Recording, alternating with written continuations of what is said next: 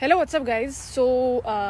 This is Haya, and I am here today to, clear out some things, some stuff that I've learned out from my job application and, job seeking experience.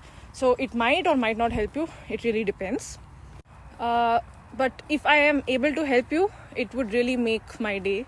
It would really, help me to feel better because. If someone out there is very terribly searching for a job, it might help. So what I experienced is that you need to have ATS compliant resumes. That's important. And properly filled application, that's again important. Well and good. But beyond that, connecting with people on LinkedIn specifically has helped me a lot. So I was told that certain areas, certain countries, you might not be able to get a job, or it's very hard. They do only give it to their nationals and stuff like that. I've faced that wherever I've been. So, but what I felt, what I experienced is that if you connect with the people on LinkedIn, if you're very specific about how you can contribute, if you message that properly and in simplified terms, not in some complicated English, you're good to go. Trust me, that does help. Because you are personally sending to the employee who could actually send it to the HR, or who is actually looking out for someone for hiring purpose and all that.